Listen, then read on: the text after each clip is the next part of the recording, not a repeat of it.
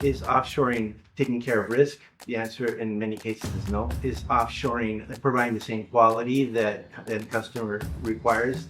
And in some cases, the answer is no. So nearshoring becomes a term.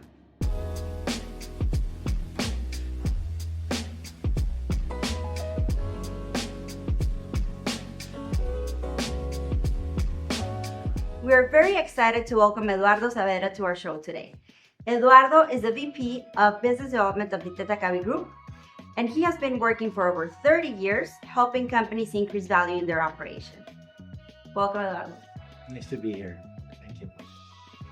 Eduardo, the term nearshore is something that is very in vogue today in the business world. But we would like to know a little bit about what's behind this. And you've been working for many years with companies that have engaged in strategies that have assisted them in gaining value from moving their operations to other countries, right? So what can you tell us about the context that brought us today to having nearshoring as one of the main items on business strategy?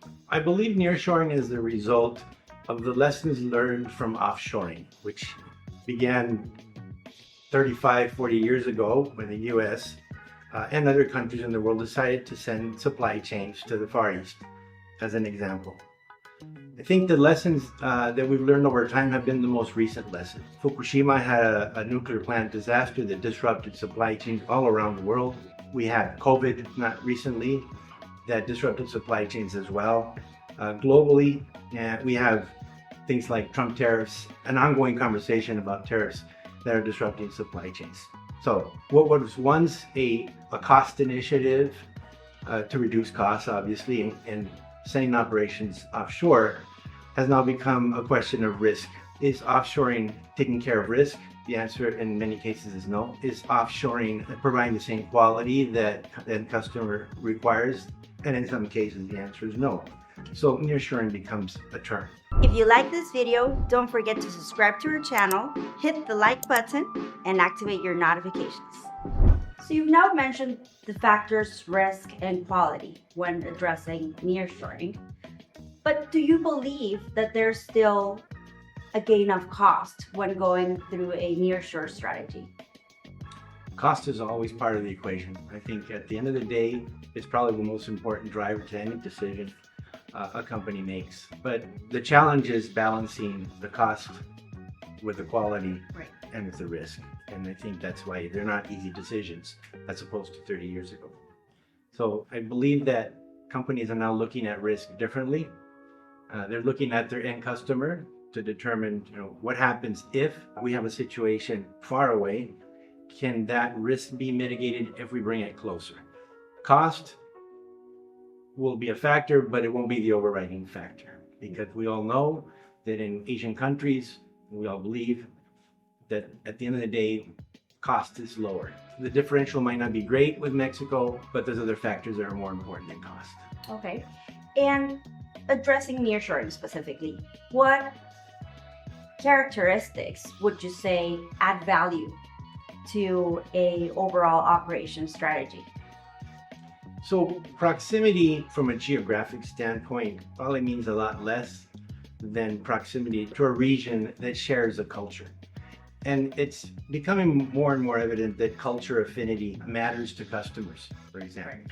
So if you take a country like Mexico, where pretty much everybody has a cell phone, like in the US and in Canada, actually all over the world, Mexico's neighbor to the north is bringing some of its culture south. Mexico's culture is also making its way up north. We see it in movies, we see it in social media, we see it just families and friends who are living on both sides of the border. So that cultural affinity translates into an interaction. Whether it's a personal interaction or a business interaction, it feels more at home. It's seamless, it's more natural. And I think at the end of the day, that adds value to the competitiveness of a company that depends highly on customer satisfaction. Right.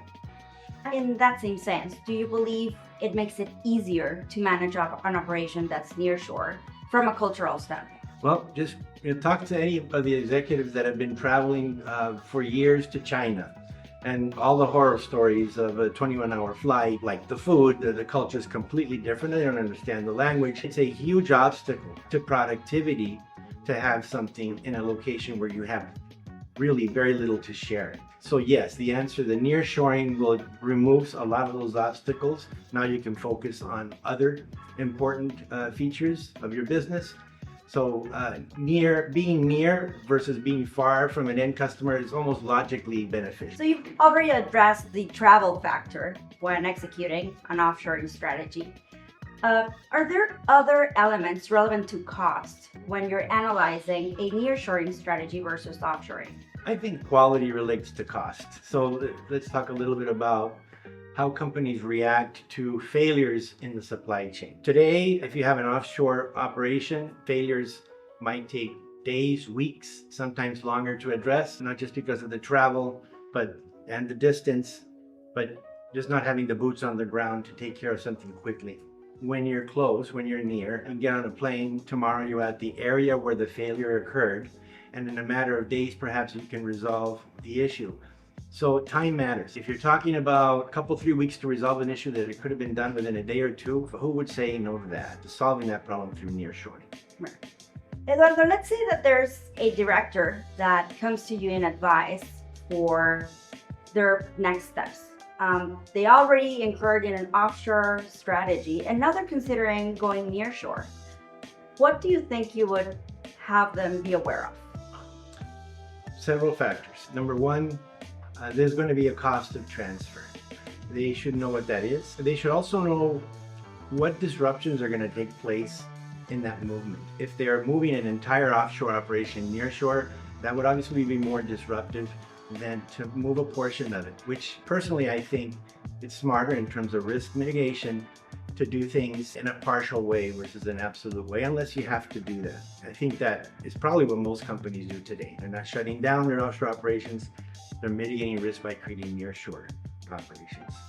Okay, and then let's say there's a company that has never gone beyond their borders. They have always operated in their country of origin, and now they're considering going either offshore or nearshore. What would you recommend for them to make a complete assessment of what's most convenient to them? Well, given the times, the term offshore would not make so much sense. I think capacity is an issue. Companies that, let's say, are stationed in the United States, and they're currently having a capacity issue with labor, and everybody knows that there's labor constraints in the United States in certain industries. So even if you remove cost from the equation, or you said cost is the same, quality can be attained, but I can increase my capacity more easily if I have a nearshore operation, let's say in Mexico, then it's worth evaluating the pros and cons of that. But I think capacity today is what's driving a lot of companies to make either offshore decisions or nearshore decisions because they can't achieve the capacity in their home country. So I believe that anybody that starts thinking about going offshore or nearshore has a concern about compliance, right? We're all worried about making sure that our operation is compliant and efficient. Do you believe that there are trade agreements or norms or laws or policies in general that favor a nearshore strategy or an offshore strategy? I believe so. I think the USMCA, as it's called now, doesn't just look at trade or increasing trade in a region, but it's trying to convey that it's also a good practice because we have addressed the differences in our judicial systems, for example, and they're very specifically stated in these agreements that there are rules to the game here. So these rules, and by the way, I didn't know this, but trade agreements are above the constitution of a country. So these trade agreements are not easily circumvented. And I believe that if you read through them, and anyone who wants to do nearshoring versus offshoring should at least Google a little bit what the USMCA does in terms of leveling the playing field from a legal aspect, from a regulatory aspect, and not just cost. Also, Mexico in particular has become more and more concerned about data protection. Do you think this adds value to someone that's thinking about, whether or not to incur in an operation outside of their country? I'm not an expert at network security, let's call that. But there are laws in the USMCA, just to be specific, that address how to deal with companies that infringe upon those laws. If you're in China, perhaps you're at a great disadvantage. You can't navigate the judicial system easily. It's fairly partial and controlled.